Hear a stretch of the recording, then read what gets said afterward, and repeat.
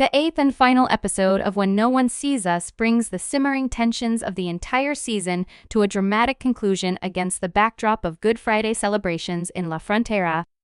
The episode masterfully weaves together multiple storylines, resolving some while leaving others tantalizingly open for a potential second season. Opening scene, redemption, and sacrifice. The episode opens with an emotional scene between Robert and Claudia, immediately establishing themes of redemption, sacrifice, and the painful consequences of one's actions, themes that echo throughout each character's journey in this concluding chapter. Robert's storyline begins with a confession of guilt, as he tells Claudia he's let everyone down. We learn he's facing serious legal trouble, with his lawyer suggesting that if he confesses to creating something, presumably related to earlier drug-related episodes, he may receive only a couple of years in prison. The moral dilemma is clear: confess and lie, or tell the truth and potentially face worse consequences. When Robert suggests he'd lie for Claudia, her response is telling: "Don't do it for me." This exchange sets Robert on a path toward taking responsibility for his actions, rather than continuing the cycle of deception, showing significant character growth from earlier episodes. Main plotline: the hunt for Andrew Taylor. Meanwhile, the central storyline follows the hunt for Andrew Taylor, an American military man who has killed an OSI official and is now desperately trying to escape. Colonel Hippen receives the devastating news that Taylor has taken his pregnant wife, Macarena, hostage, creating immediate high stakes.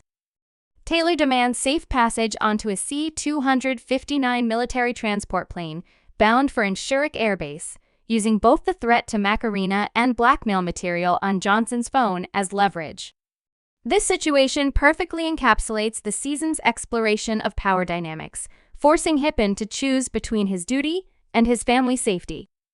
The manhunt provides the episode's most intense sequences as the Guardia Civil sets up checkpoints throughout La Frontera, while the town fills with Good Friday procession crowds. Lieutenant Canales demonstrates her leadership as she coordinates the search, instructing, "I don't want any heroics. I want order and clear heads." This instruction becomes significant as the chaos begins to unfold. A collision of faith and fear. The juxtaposition of the solemn religious procession and the frantic search creates a striking visual and thematic contrast. Biblical passages about enemies and protection are recited as Taylor moves through the crowd. His escape attempt goes awry when he crashes his vehicle and disappears into the procession on foot. These scenes are masterfully directed, with the camera capturing both the methodical pace of the religious procession and the urgency of officers trying to locate Taylor without causing public panic. The procession itself becomes symbolic, measured steps moving inexorably forward, much like the consequences finally catching up to Taylor. When he is eventually cornered in a church, the setting provides one final symbolic backdrop. A sacred space of redemption becomes the site of his final, desperate stand. The episode reaches one of its dramatic peaks when Taylor is apprehended after a tense standoff. The arrest scene, restraint and resolution. Surprisingly, the arrest scene is handled with restraint. We don't see the physical confrontation, only the aftermath, allowing viewers to focus on the emotional resolution rather than action spectacle. This directorial choice emphasizes the show's consistent prioritization of psychological tension over explicit violence, a hallmark of its thoughtful approach throughout the season. Robert's conclusion, growth, and goodbye. Parallel to the main action, Robert's storyline comes to a quiet yet powerful close as he prepares to go to prison. His conversation with Claudia reveals not just his acceptance of consequences, but also his concern for those he's leaving behind. When he asks if she'll see him when he gets out, her reply that she's thinking of studying abroad speaks to the realistic aftermath of their relationship. Life goes on, people grow apart, but connections remain. Their exchange about Claudia occasionally checking on his motorcycle and his mother shows Robert's transformation from a self-centered character into someone who thinks about others' welfare. The final lines between Robert and Claudia are especially poignant. "Will I see you when I get out? I'm thinking of studying abroad." Abroad. This brief dialogue captures the bittersweet reality of Robert and Claudia's situation. Their connection is genuine, but their paths are diverging. When Robert jokingly asks Claudia to study law so you can get me out sooner, there's both humor and melancholy in his request. Their final moments together, with Claudia promising to start his motorcycle occasionally to keep the battery from dying and to check on his mother, show how even endings can contain small acts of care and commitment.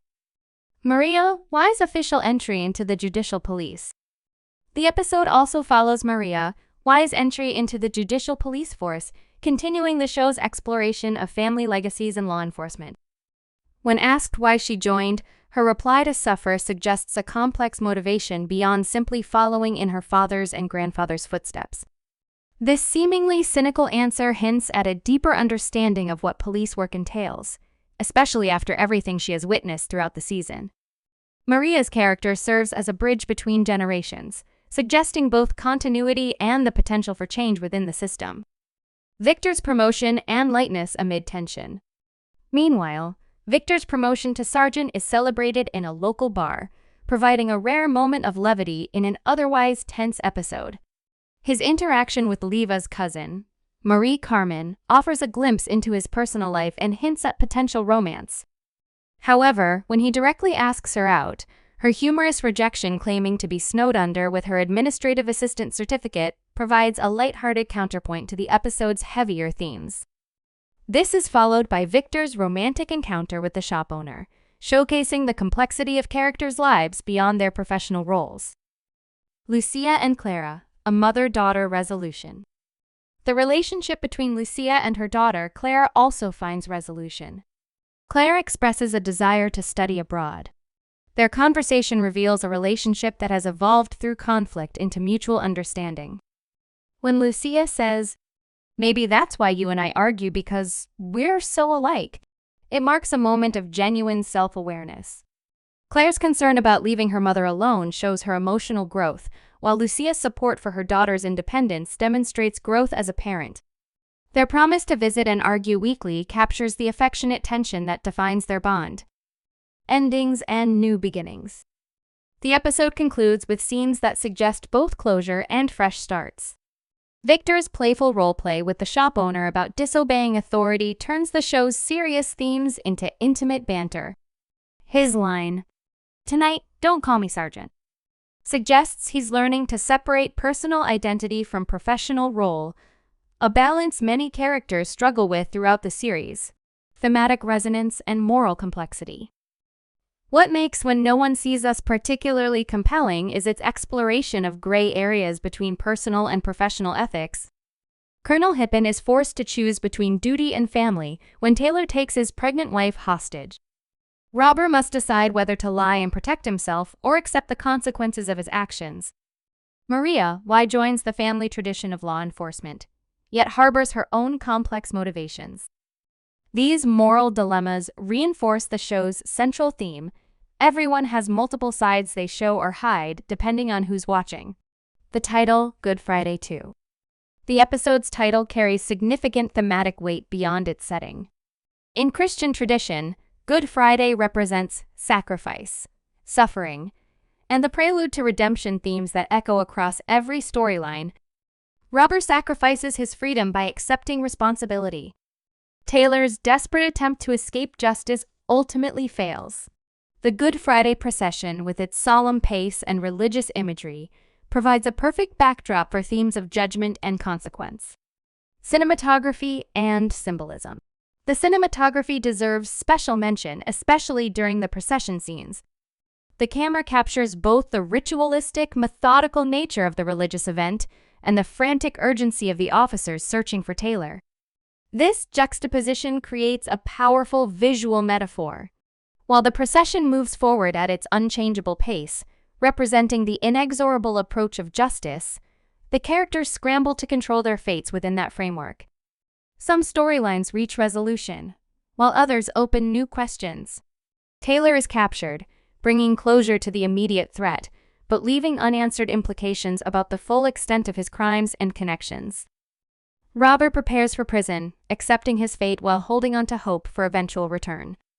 Maria officially joins the police force, continuing a family legacy, but also potentially ushering in new perspectives.